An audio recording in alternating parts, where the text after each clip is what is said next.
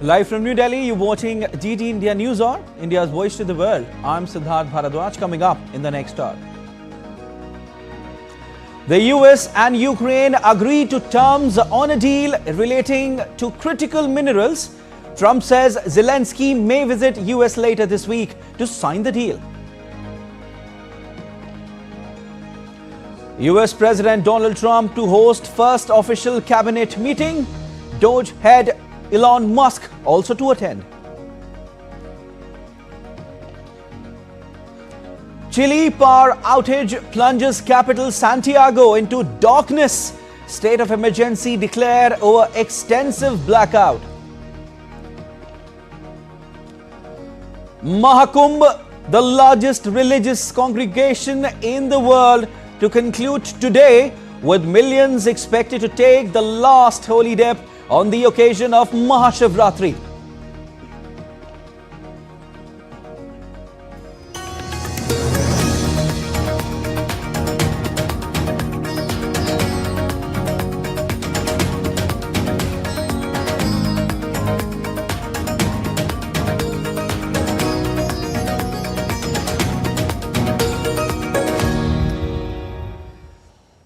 Ukraine and the United States have agreed to terms on a deal relating to critical minerals that is central to Kyiv's push to win US ongoing support of its conflict with Russia.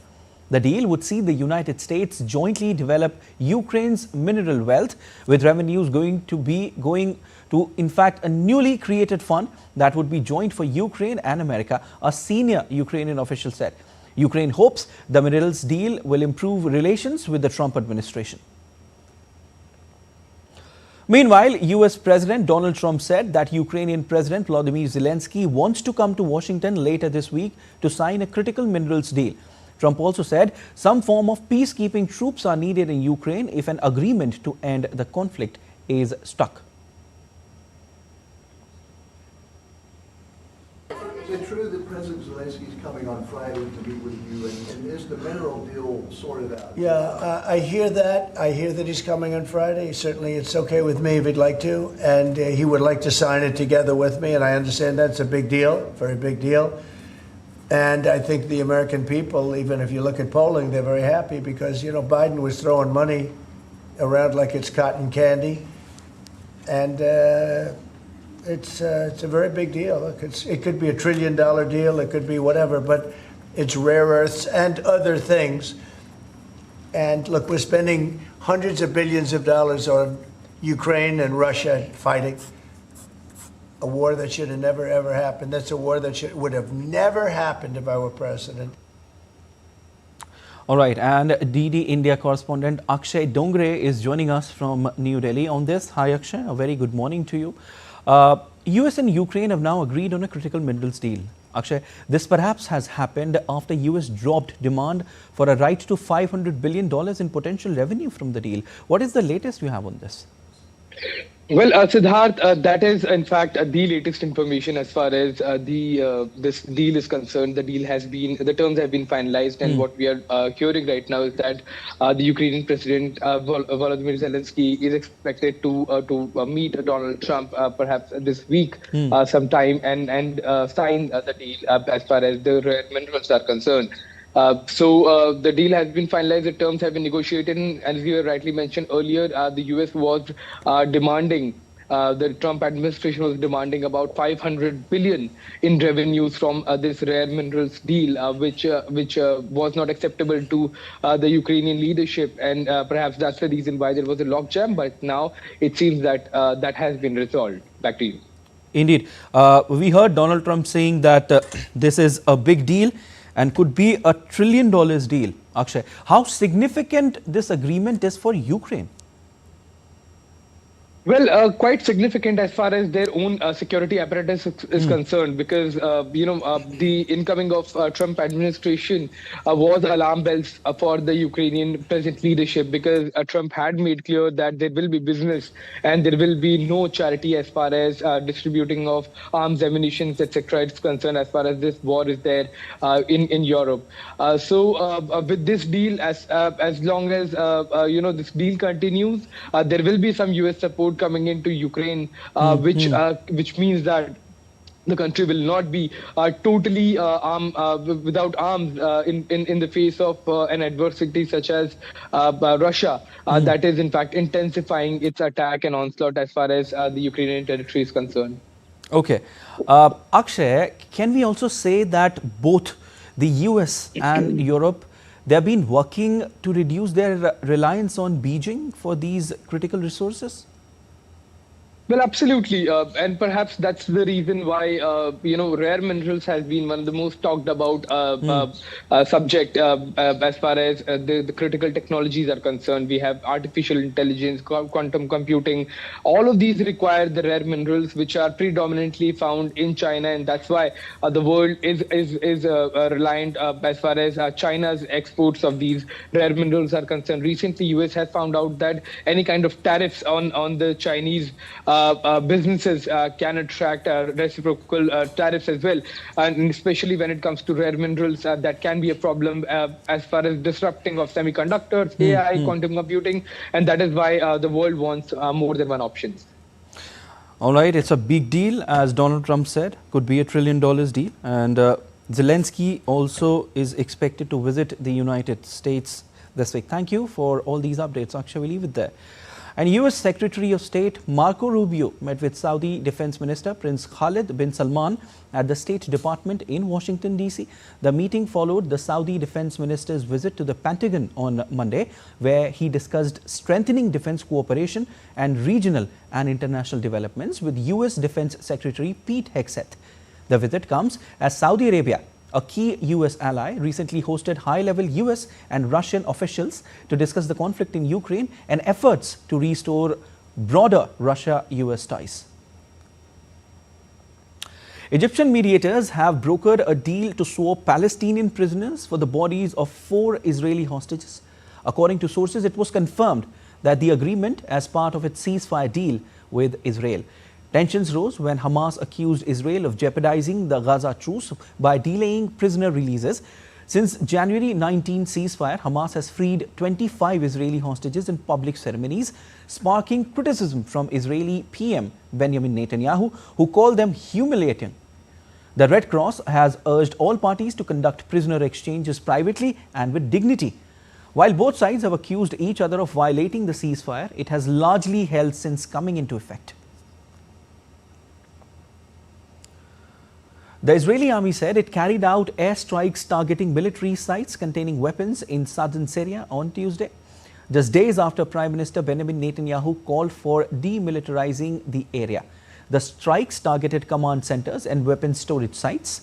Israel's Prime Minister Benjamin Netanyahu had called for the demilitarization of southern Syria just days earlier. The Israeli military views the presence of military forces in southern Syria as a threat to its citizens. The strikes hit sites near Damascus and in Dara province, including a strategic hilltop overlooking the Golan and northern Israel. Russian Foreign Minister Sergei Lavrov met with the Iranian President Masoud Pezeshkian on Tuesday while on a visit to Tehran. During his one-day trip to country, Lavrov also discussed regional and bilateral topics with Iranian Foreign Minister Abbas Araghchi, state media reported. His visit comes a day after the United States imposed a fresh round of sanctions targeting Iran's oil industry. Lavrov said he was sure that diplomatic measures were still on the table when it came to resolving issues around Iran's nuclear program.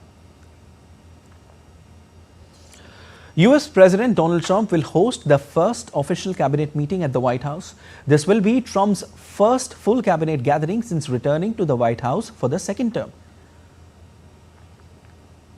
Presidential advisor Elon Musk will also be present at the US President Donald Trump's first official cabinet meeting on Wednesday. Musk has no ministerial portfolio or formal decision-making authority, but has status as a special government employee and senior advisor to the president, heading the Department of Government Efficiency, tasked by the president with slashing federal spending. President Donald Trump on Tuesday signed an executive order suspending security clearances for lawyers at the Covington and Burling law firm that worked with special counsel Jack Smith. Smith led the federal cases against Trump on charges of trying to overturn his 2020 election defeat and mishandling of classified documents. Trump also signed an executive order aiming to impose price transparency on healthcare costs. The Secretary of the Treasury, Secretary of Labor and Secretary of Health and Human Services are in charge of implementing and enforcing the transparency regulations. This includes ensuring the disclosure of actual prices, standardizing pricing information and updating enforcement policies. President Trump opened yet another front in his assault on global trade norms, ordering a probe into potential new tariffs on copper imports. Trump signed an order directing Commerce Secretary Howard Lutnick to start a national security probe under Section 232 of the Trade Expansion Act of 1962. That is the same law Trump used in his first term to impose 25% global tariffs on steel and aluminium. US President Donald Trump on Tuesday floated the idea of replacing a visa program for foreign investors with a so-called gold card that could be bought for $5 million as a route to American citizenship.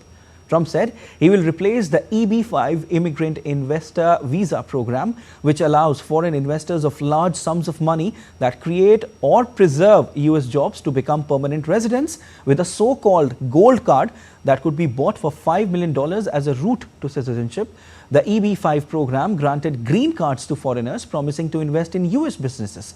Commerce Secretary Howard Lutnick told reporters that the EB-5 program is a way to get a green card that was low price, and we are going to replace it with the Trump Gold Card.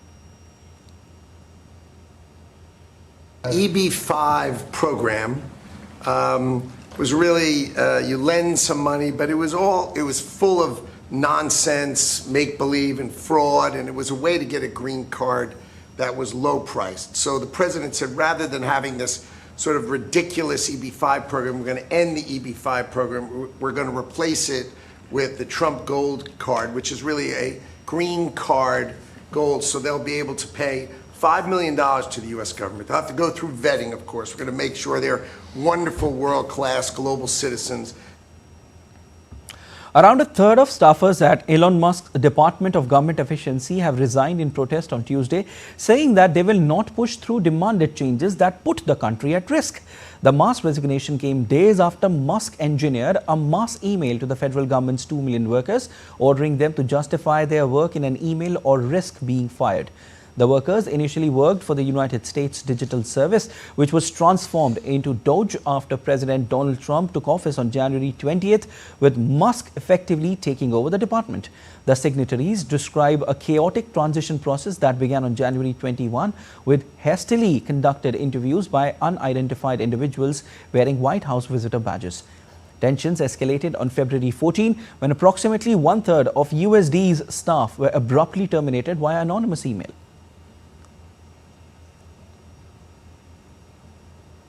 And still to come on DD India News Hour. Friedrich Merz is most likely to become Germany's next chancellor as Heart Coalition talks loom.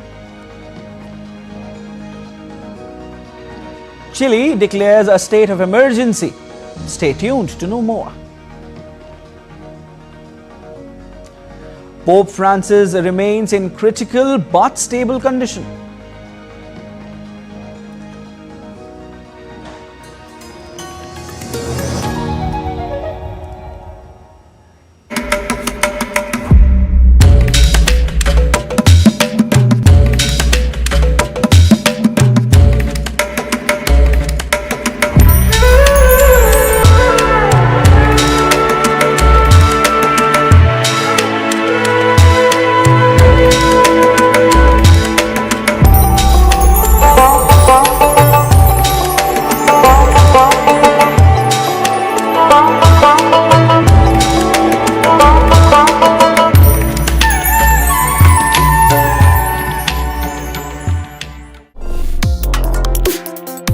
Complex issues, hidden agendas, twists and turns, strategic games.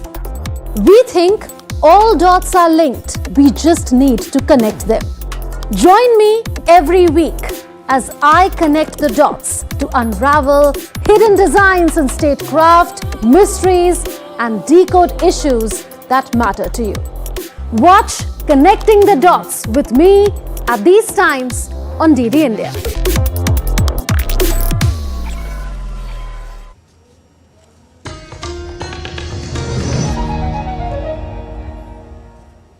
You're watching DD India News Hour. I'm Siddharth Bharadwaj. And in Germany's federal election on Sunday, the Conservative bloc became the strongest force, leaving the far-right AfD behind. To discuss more about what this means for Germany, let's go across to Thomas Sparrow, a correspondent with a partner DW in Berlin. Hi, Thomas. Germany's next chancellor will likely be Friedrich Merz. What can we expect?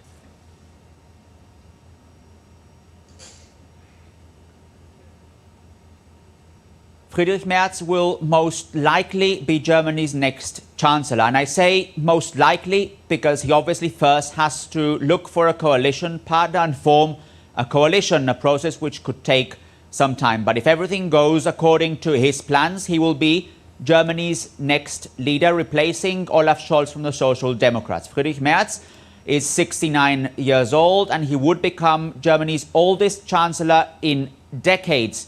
And his political career within the CDU-CSU has been actually a very interesting one because he was a member of parliament until 2009, then left politics altogether to enter the business sector and returned in 2021. And that space where he left active politics had to do with the fact that his main rival within the CDU-CSU Conservative bloc was none other than Angela Merkel, who would then become German Chancellor for 16 years. What you can expect from Friedrich Merz is that he will move his party from the center-right more towards the right of the political spectrum. Whereas Angela Merkel had shifted her party to the center, it's expected that Friedrich Merz will shift the party more towards the right, for example, on issues like migration, specifically how to target irregular migration, how to limit the number of irregular migrants that come to Germany. An important question for Friedrich Merz is what kind of concessions he's willing to make when he is looking for those coalition partners in the next few days and in the next few weeks. He has indicated that he would like to have a fast coalition negotiation, but that will also determine to what extent he will be a strong chancellor and to what extent he will be able to pass some of his most important policies once he's in office. All right. And how easy will it be for him to form a coalition? It won't be easy for Friedrich Merz and his conservative bloc to form a coalition. In the past, coalition building in Germany has actually proven to be a rather difficult activity. There was one time not long ago where coalition building actually took nearly 6 months, and that essentially meant that Germany didn't have a functioning government for that time. Now, Friedrich Merz has indicated that he would like to form a coalition quickly as possible, and he's looking to do that until Easter time. But if it was difficult in the past, it will be even more difficult now, given national and international challenges that Germany is facing. Nationally, obviously, an economy that is in a difficult state, the issue of migration, which is becoming much more complicated, the issue of security, which is one that is also important for many voters. And in those issues, Friedrich Merz does not necessarily see eye to eye with some other members of parliament, for example, from the Social Democrats, a party with which he could end up forming a coalition. So it promises to be a difficult challenge for him and for his conservative bloc, and it will be interesting to see whether he manages to achieve his goal to have a coalition in place by the time Easter comes. All right. And what role will the AfD play in Germany going forward? There's no doubt that the AfD has cemented its influence as Germany's main opposition party by achieving 20% of the vote, by doubling its result compared to 2021. It is clear that the AfD will play an important role in German politics coming in the next few years. It doesn't mean that they will be governing or that they will have power, because what is clear is that Friedrich Merz, and by the way, all other parties in parliament, have vowed that they will not cooperate with the AfD, that they will not form coalitions with the AfD. The AfD candidate, Alice Weidel, has actually said that she would be willing to negotiate with Friedrich Merz, that she would be willing to discuss possible coalitions, but that is something that Friedrich Merz has clearly ruled out, saying that it is not in his party's interest and that basically the CDU-CSU and the AfD have very little in common.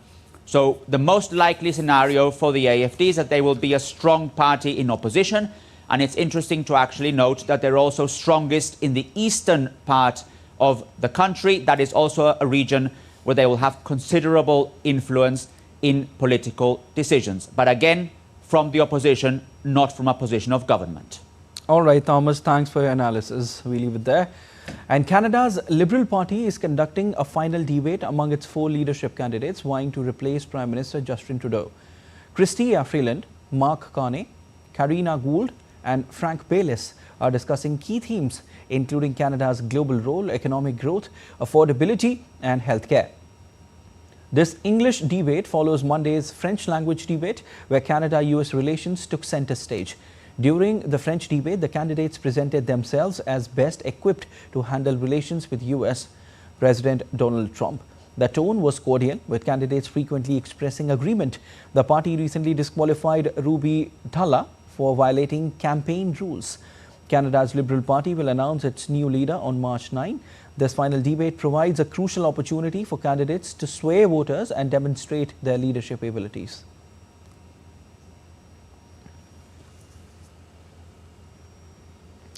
The South Korean Constitutional Court has concluded the final hearing on the impeachment proceedings of ousted President Yoon Suk-yeol on Tuesday. Remaining defiant, Yoon continues to justify his decision to impose martial law. 8 judges will now decide on the parliamentary vote that removed him from office. Sarita Chaudhary reports. South Korea's impeached President Yoon Suk-yeol appeared for his 11th and final hearing at the Constitutional Court on Tuesday. The hearing comes after his controversial and short-lived imposition of the martial law on December 3 last year. Remaining defiant and unapologetic in his closing remarks, Yoon denied having committed insurrection. He claimed that South Korea was facing an existential crisis when he declared martial law last year. Currently, Yoon is being held at the Seoul Detention Center after his arrest in a separate criminal case where he faces charges of leading an insurrection. The former prosecutor has made history as the first sitting South Korean president to face a criminal trial. If Yoon is officially removed from office, South Korea will be required to hold a new presidential election within 60 days. Yoon's political fate now rests in the hand of 8 judges who will decide behind closed doors whether to uphold the parliamentary vote that led to his impeachment. Experts predict the verdict will be delivered by mid-March. Bureau Report, DD India. Finance ministers and central bankers from the G20 top economies gather in South Africa for a meeting marred by the absence or curtailed attendance of key members and disputes over the main issues of climate, debt and inequality. Agreeing on a declaration has always been tough for a gathering that includes rivals China, Russia, the European Union and United States, but differences are starker than ever and some finance ministers were too consumed with domestic politics to show up. South Africa had hoped to make the G20 a platform for pressuring rich countries to do more to tackle climate change and to give more towards poorer countries' transitions to green energy and adaptation to worsening weather. And armed gangs launched a fresh attack on Haiti's capital, killing residents in the Delmas 30 neighborhood and causing more residents to flee as gangs continue to operate unchecked in Caribbean nation. More than 1 million Haitians have been internally displaced due to a years-long conflict in which well-funded and broadly allied armed gangs have expanded and cemented their control over much of the capital and surrounding areas. Gangs control large portions of Haiti, including the majority of the capital, and violence has soared despite the arrival of hundreds of police personnel as part of Kenya-led multinational security support mission. The United Nations has warned that more than 6,000 people in Haiti have been forced from their homes by gang violence in almost a month, hampering aid efforts by humanitarian agencies. The UN-approved MSS has around 1,000 personnel from 6 nations, though mostly from Kenya, out of 2,500 initially expected. One Kenyan officer died after being shot on Sunday. UN officials have repeatedly called for more support for the mission and a surge of resources to the nation where an estimated 1 million people have been displaced by the violence. Last week, the UN launched an appeal for over $900 million in aid for Haiti this year, which was only 44% funded.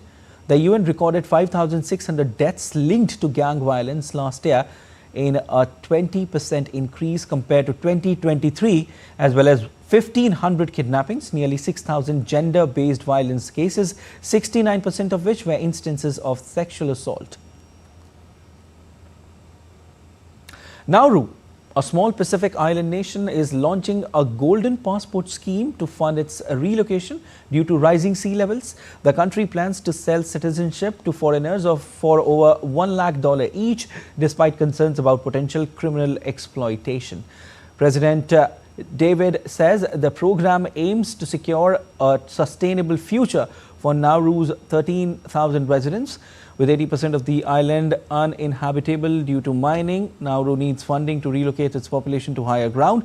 The program's director, Edward Clark, says the scheme will provide visa-free entry into 89 countries and expects to generate $5.7 million in the first year. However, experts warn that such programs can be vulnerable to exploitation by criminals. Clark assures that this time passports will only be offered to investors who pass strict due diligence procedures. Chile on Tuesday declared a state of emergency and curfew across much of the country, including the capital Santiago, following a massive blackout to the southern Los Lagos region. The power outage has interrupted mining operations and has left residents of Santiago without electricity. Street lights in the capital were not working and the Santiago metro was also affected. Electricity transmission companies are working on investigating the origins of the failure and restarting service. The head of Chile's National Disaster Service said the government is monitoring the origin of the power outage.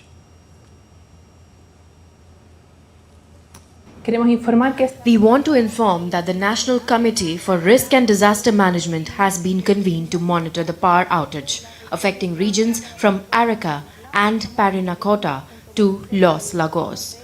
We are working to determine the cause of the outage and its impacts. We will provide updates in the coming minutes as more information becomes available. Chile's President Gabriel Boric flied over Santiago in a helicopter as the country suffers an expansive electricity blackout. The government ruled out the possibility of an attack or sabotage as the reason for the power loss and said a system failure was more likely to blame. A shallow 6.5 magnitude earthquake hit near the Indonesian island of Sulawesi, forcing residents to flee outside, but with no damage or casualties reported. The country's meteorological agency gave a lower magnitude of 6.0 and said there was no potential for a tsunami. The vast archipelago nation experiences frequent earthquakes due to its position on the Pacific Ring of Fire, an arc of intense seismic activity where tectonic plates collide that stretches from Japan through Southeast Asia and across the Pacific Basin.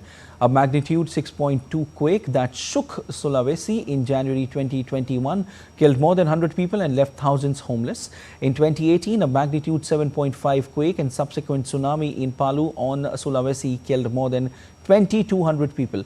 And in 2004, a magnitude 9.1 quake struck Aceh province, causing a tsunami and killing thousands of people in Indonesia. A Southwest Airlines plane and a private jet that entered the runway without authorization experienced a close call at Chicago Midway International Airport on Tuesday morning. Southwest Flight 2504 landed safely at the Chicago airport after the flight crew had to perform a go-around to prevent a potential incident. The Southwest plane flew over the private jet at an uncorrected pressure altitude of 900 feet, which was approximately 250 feet above ground after adjusting for pressure and elevation. The FAA and National Transportation Safety Board are investigating the incident, which took place at around 8:50 a.m. local time. The close call comes as the two agencies are investigating a string of safety incidents in recent weeks, including the deadly mid-air collision over the Potomac River near Ronald Reagan Washington National Airport, a medevac jet crash in Philadelphia, and a regional airline crash off the coast of Alaska that killed 10 people. Pope Francis remains in critical but stable condition after battling double pneumonia for 4 days. The Vatican said Pope's situation remains stable with no further respiratory crisis. The 88-year-old was spending his 12th night at Rome's Gemelli Hospital, marking the longest hospital stay of his papacy. Hundreds of devotees gathered at the Vatican's main square to pray for the Pope. Senior Vatican official and Philippine Cardinal Louis Tagle led prayers at St. Peter's Square on Tuesday. Pilgrims from as distant as Brazil and the United States joined in the rosary prayers, expressing their admiration for the Pope's emphasis on mercy and support for the underprivileged. The Argentinian community in Rome also gathered to pray for Pope.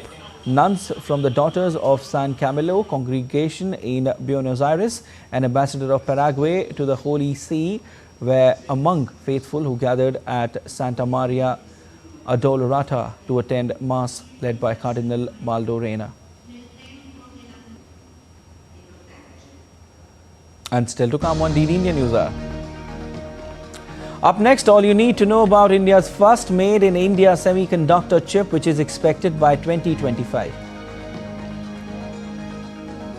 After the break, we'll get you the latest update on Telangana tunnel collapse rescue operation.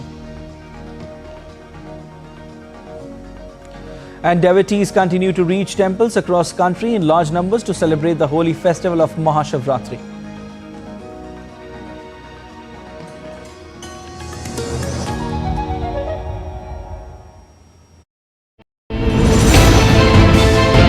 Geopolitics and trade deals.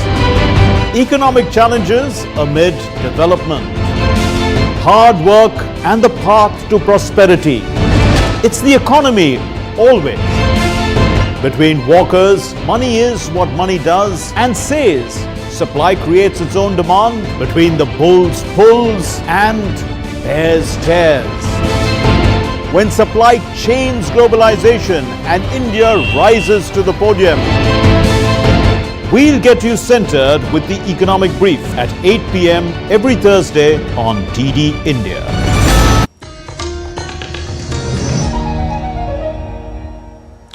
You're watching DD India News Hour. I'm Siddharth Bharadwaj. The first made in India semiconductor chip would be ready for production by 2025.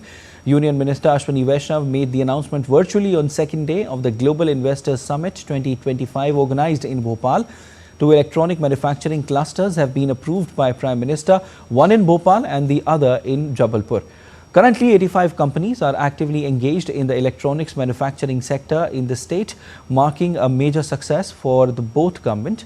India has made significant progress in semiconductor manufacturing with 5 units under construction simultaneously. To further strengthen the talent pipeline, in fact, the government has initiated a program to train 85,000 engineers in advanced semiconductor and electronics manufacturing. Meanwhile, Union Minister Ashwini Vaishnav on Tuesday attended the Advantage Assam 2.0 summit, where he made the announcement of another semiconductor plant to strengthen Assam's role in India's semiconductor industry. आज Japan से, south Korea से, Taiwan से, Germany से सब लोग आसाम में आ रहे हैं। क्यों आ रहे हैं? बोरी गांव में सेमीकंडक्टर प्लांट में साथ में जुड़ना है, इसलिए ऐसे ही आगे आने वाले समय में बोरी गांव will become and Assam will become a major semiconductor hub. एक और प्लांट सेमीकंडक्टर का लगाएंगे।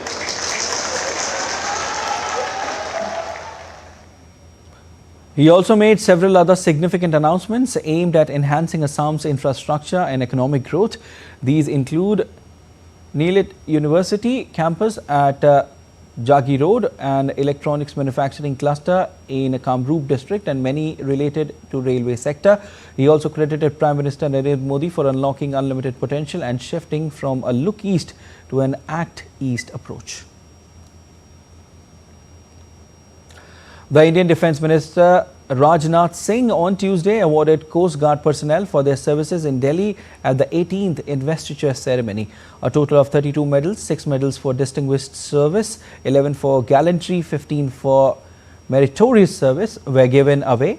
Citing a 26% increase in the budget for the Coast Guard this year, Defence Minister Rajnath Singh said that the Modi government has recently approved the purchase of 14 fast patrol vessels, 6 air cushion vessels, 22 interceptor boats and 6 next generation offshore patrol vessels for the modernization of the fleet of the Coast Guard. Bharat सरकार Indian coast guard की कार्यक्षमता को बढ़ाने के लिए पूरी तरह से कमिटेड है। प्रधानमंत्री जी के नेतृत्व में कोस्ट गार्ड को फाइनेंशियल ईयर 2025-26 के लिए 9,676 करोड़ रुपए का आवंटन किया गया है, जो पिछले वर्ष के बजट की तुलना में 26.60% अधिक है। और यह कोस्ट गार्ड को मॉडर्न बनाने की दिशा में मैं मानता हूं कि बहुत ही एक महत्वपूर्ण कदम है। The rescue operations of 8 personnel trapped inside the tunnel of Sri Salem Left Bank Canal project in Telangana is in progress. Indian Army, Indian Navy's Marcos Commandos, NDRF, SDRF, National Highways Authority of India have come together for this operation.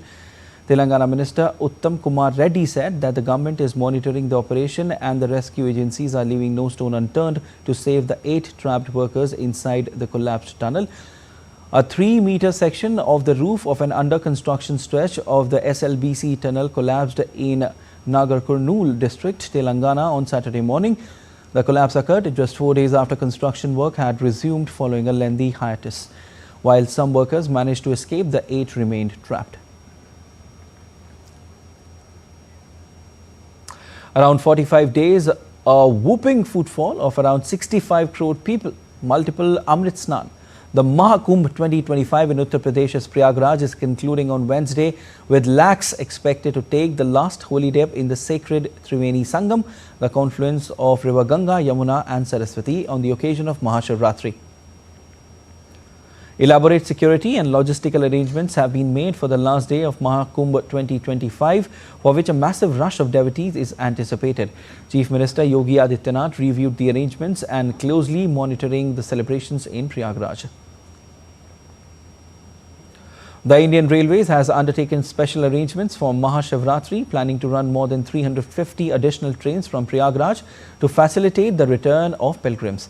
Union Railway Minister Ashwini Vaishnav is closely monitoring the entire railway operation. People from across India and the world made the Mahakumbh a global spiritual spectacle.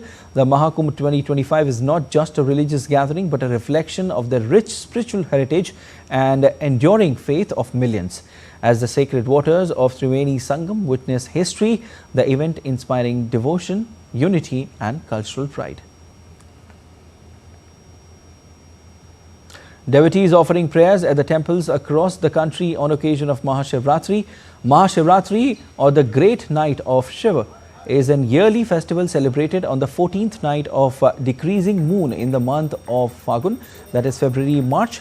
It is a special occasion in fact, it's a special occasion, and while Mahashivratri is an annual celebration of Shiva's divine power, it is of great importance to devotees and provide them with opportunities for self-purification, worship and spiritual enlightenment. President Draupadi Murmu extended her greetings on occasion, sharing on X.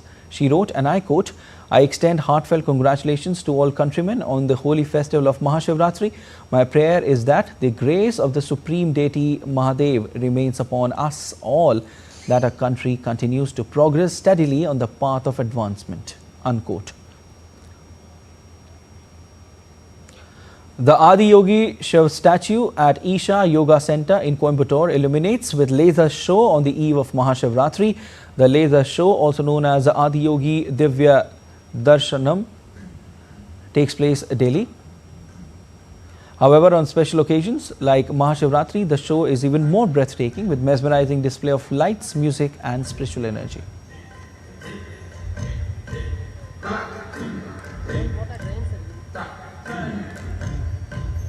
Devi Parvati, seeing sages, and Devi Parvati have ever witnessed.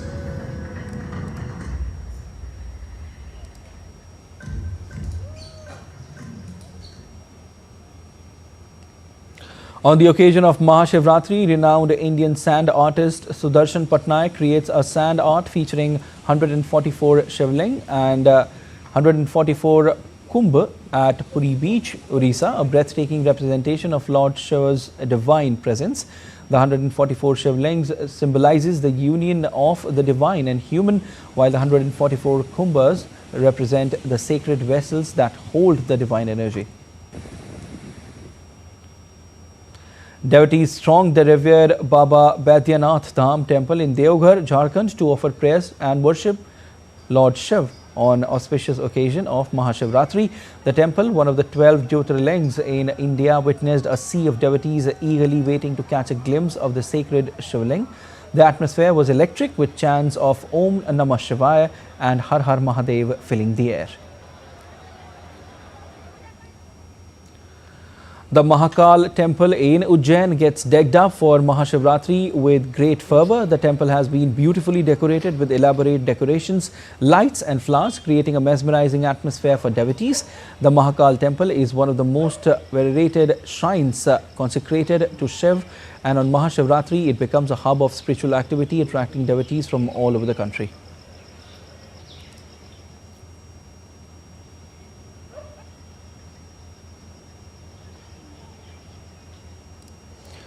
Mahashivratri is also being celebrated in Shiv temples across Sri Lanka, notably in the Pancha Ishwaram temples. Devotees undertake a fast and pray through the day and night and engage in spiritual practices, praying for the darkness of ignorance to be replaced by radiance of wisdom. President Anura Kumara Dissanayake has wished the Hindu community in the island nation on the auspicious occasion, while calling for unity and casting aside discord and embracing togetherness. For Sri Lankan Hindus, who constitute 13% of the population, the day is considered as a sacred and joyous occasion.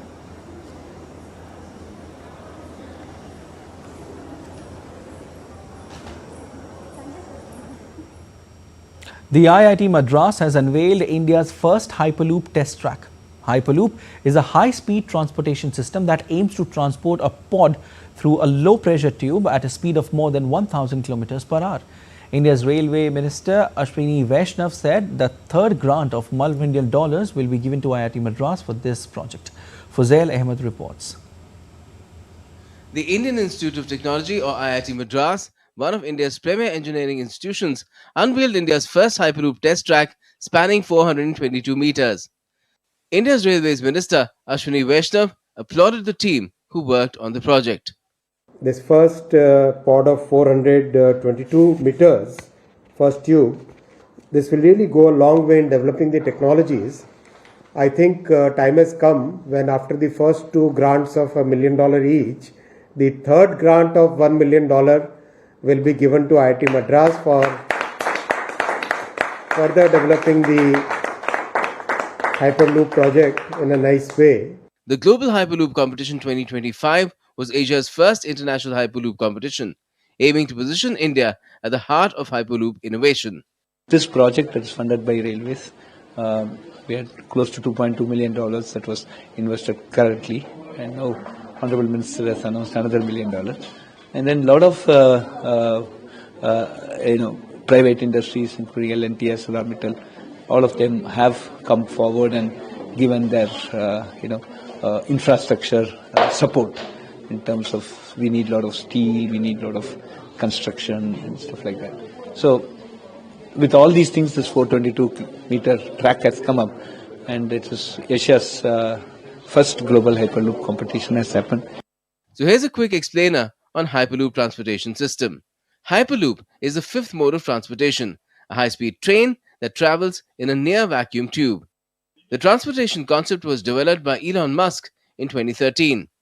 The original Hyperloop system was conceptualized by Swiss professor Marcel Schuffer in the 1970s.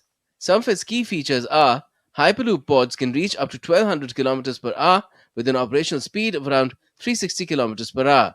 It operates within a vacuum-sealed environment, minimizing resistance and energy consumption.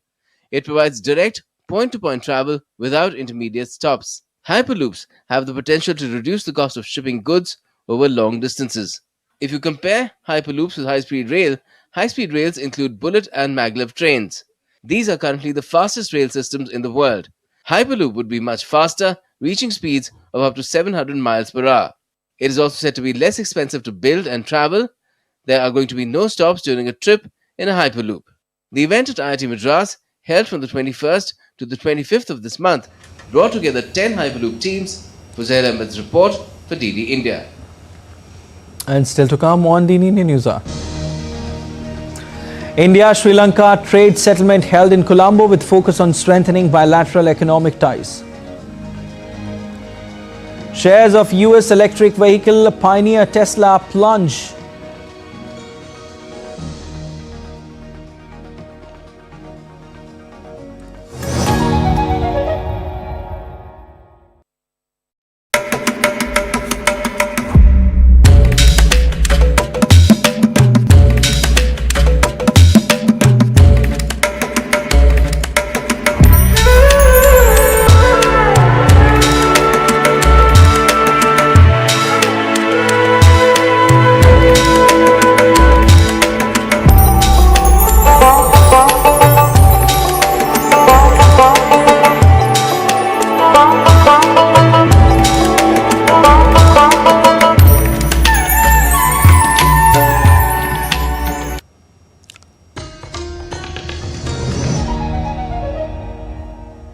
You're watching DD India News Hour. I'm Siddharth Bharadwaj. And Meta, the parent company of Facebook and Instagram, is facing a lawsuit in the United States for allegedly favoring foreign workers over American citizens in its hiring practices.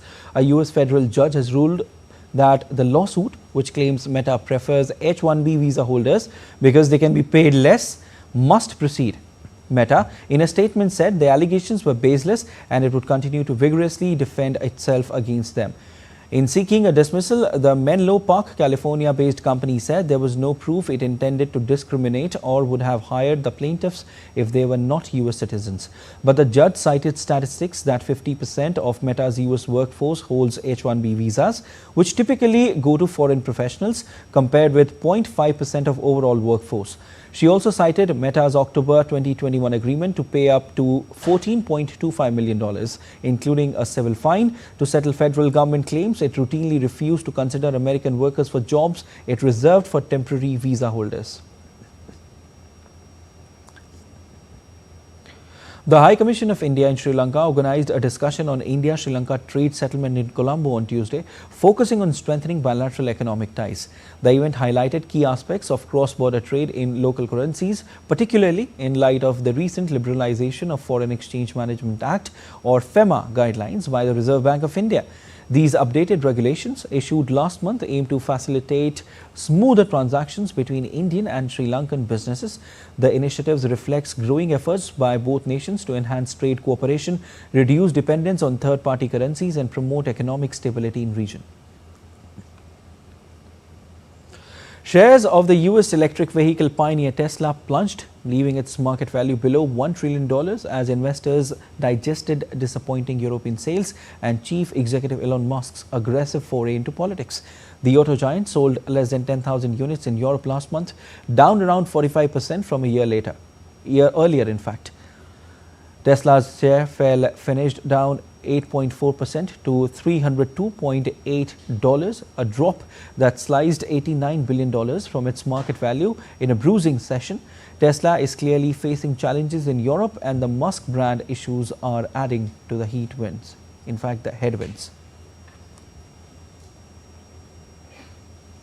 A slide in US Treasury yields dented the dollar on Wednesday, and oil prices also struggled as worries over the outlook for the world's largest economy grew, while Asia shares rose ahead of Nvidia's earnings later in the day. Data showed US consumer confidence deteriorated at its sharpest pace in 3.5 years in February, the latest in a string of surveys suggesting that businesses and consumers were becoming increasingly rattled by Trump's administration policies. In stocks, MSCI's broadest index of Asia-Pacific shares outside Japan advanced 0.63% on Wednesday, helped by a rally in Chinese markets. US stock futures rebounded after a mixed session on Wall Street, with Nasdaq futures rising 0.34%, while S&P 500 futures gained 0.2%. You're watching DD India News Hour. Time now for sport. And in Champions Trophy cricket, the Group B clash between Australia and South Africa at the Rawalpindi Cricket Stadium in Pakistan was washed out. The match was abandoned without ball being bowled because of persistent rain. South Africa came into the contest after a comfortable win over Afghanistan, while Australia completed the highest successful run chase in Champions Trophy history to beat England. Australia and South Africa were looking to continue their winning momentum and book a semi-final spot before rain played spoilsport. Turkish football club Galatasaray have accused Fenerbahce manager Jose Mourinho of making racist statements and said they will initiate criminal proceedings over his comments following their 0-0 Super League draw on Monday. It was not clear which statements Galatasaray were referring to. Speaking in the news conference after the Istanbul derby, Mourinho said the home bench had been jumping like monkeys and also repeated his criticism of Turkish referees, saying it would have been a disaster to use an official from the country.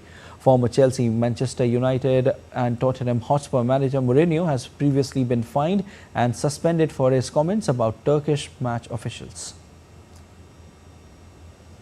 England will take on Afghanistan in a must-win game in the Champions Trophy at Lahore's Gaddafi Stadium on Wednesday. A defeat would severely dent both the teams' dreams of a semi-final berth in the tournament, as South Africa and Australia have already notched up 3 points.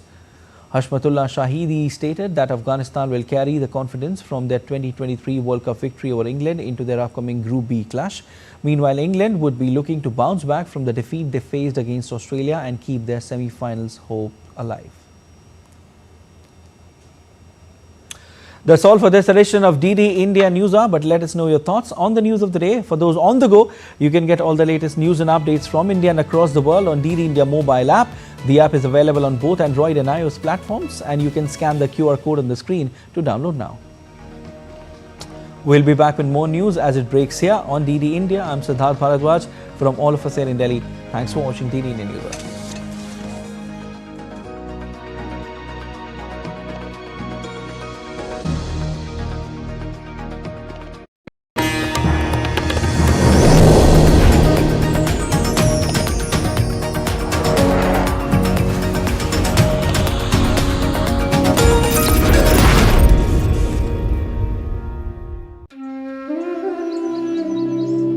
Take a front seat to witness the grandeur that is Odisha.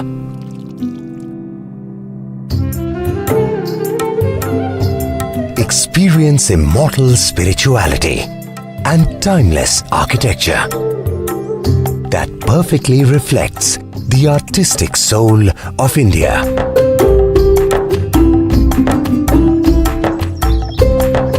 Get swept by its sun-kissed beaches.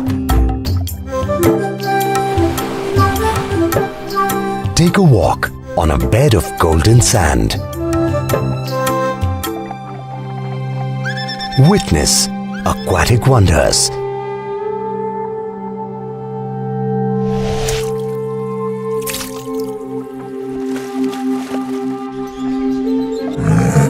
Exotic wildlife.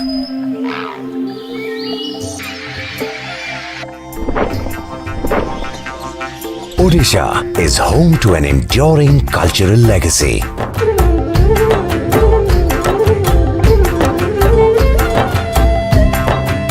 Vibrant and colorful festivals.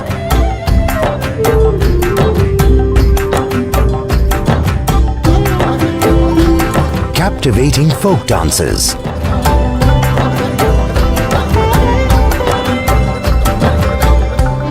Excellence in arts and crafts.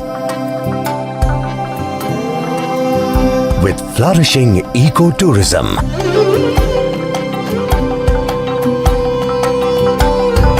With fast developing infrastructure.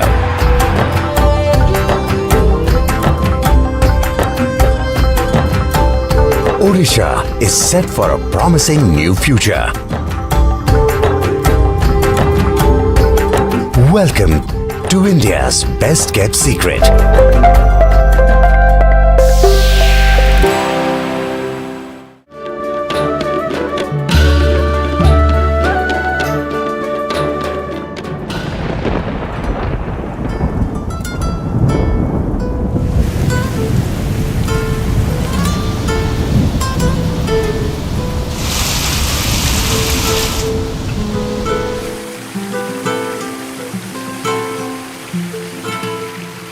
The Northeast India is a land of rivers, and they have shaped the lives and the culture of the people living here. These are not mere water bodies, but a mental companion.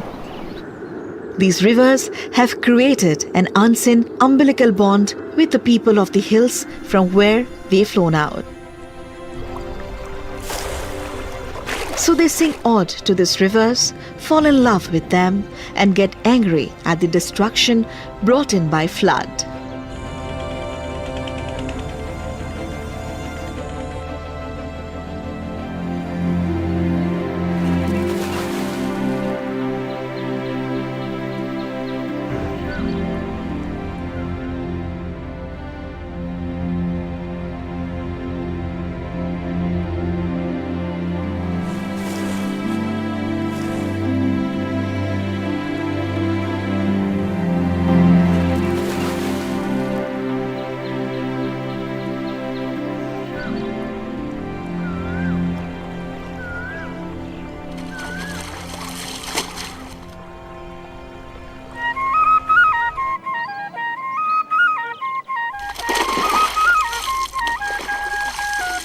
Along the river banks, this is a typical village of the missing community. Since flood is their perennial companion, they build their houses on raised platforms. The missing have left their brothers and sisters in the hills of Arunachal Pradesh, where they are known as the Adi tribe, when they migrated to this region of the globe from the Central or Northern Asia thousands of years back.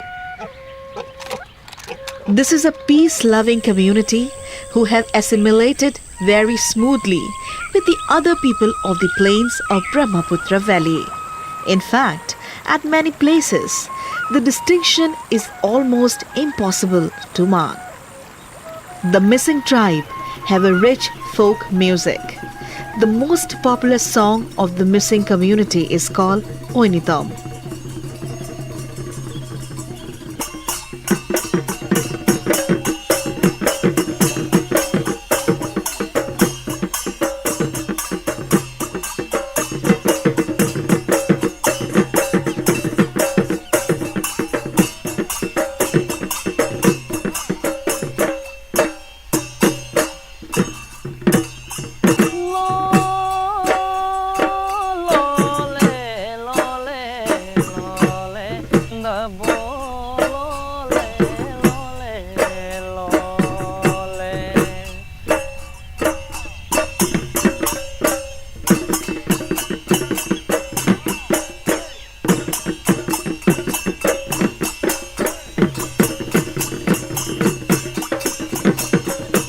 The missing youth sing them while they work on just go around in their riparian lives.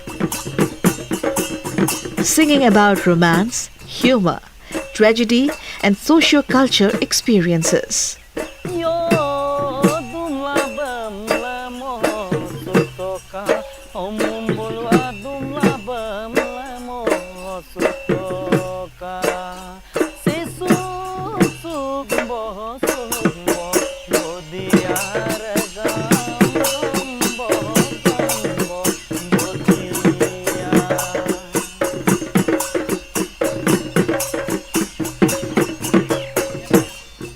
These oinitams are the integral part of their dance in the river banks.